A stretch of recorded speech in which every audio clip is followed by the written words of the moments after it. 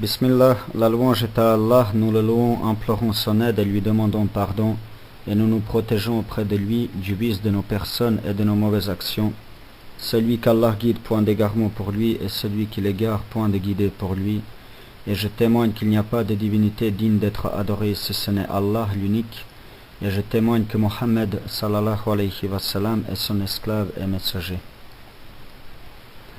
Inch'Allah, nous allons voir le statut de l'alliance avec les mécréants contre les musulmans.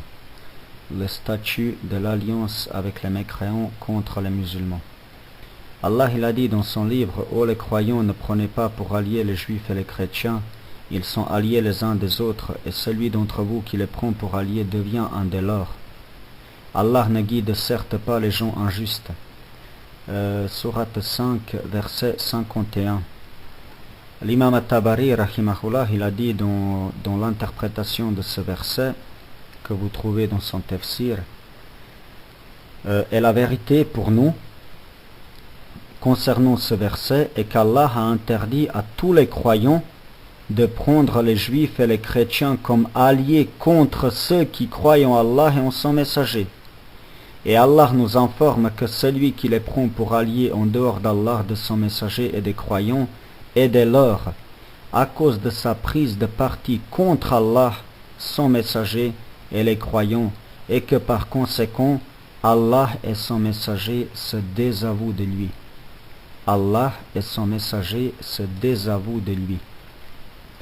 L'imam Al-Qurtubi, dans le tafsir du même verset, et celui d'entre vous qui les prend pour alliés, il dit que cette parole signifie celui qui les soutient contre les musulmans et des leurs, et sa sentence est la même que la leur.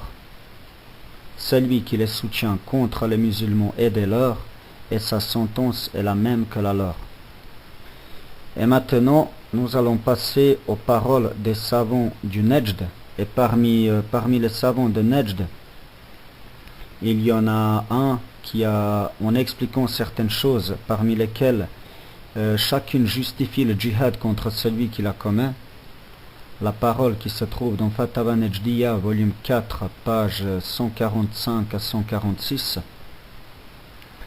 Le cheikh, rahimahullah, il dit: la troisième chose qui rend le djihad obligatoire contre celui qui la commet est le fait d'aider les polythéistes contre les musulmans, que ce soit avec la langue, le cœur ou les biens. Ceci est une mécréance qui annule l'islam. Alors, quiconque aide les polythéistes contre les musulmans et les soutient avec ses biens qui vont servir dans la guerre contre les musulmans devient un mécréant.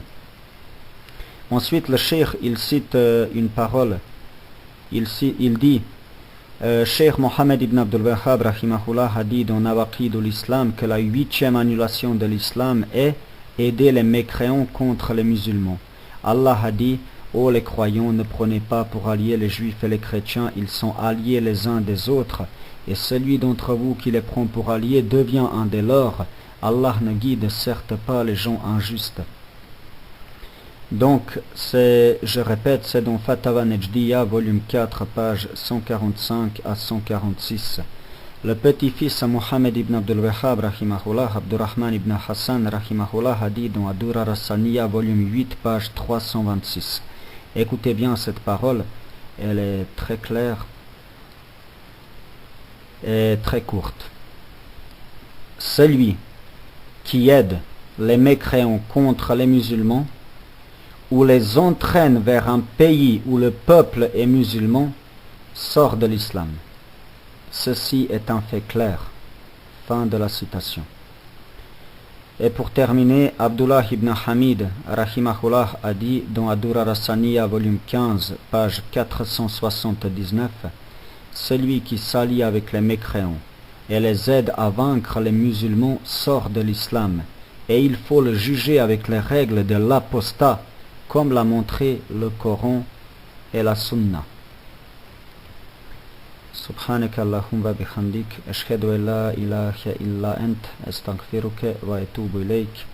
السلام عليكم ورحمة الله وبركاته.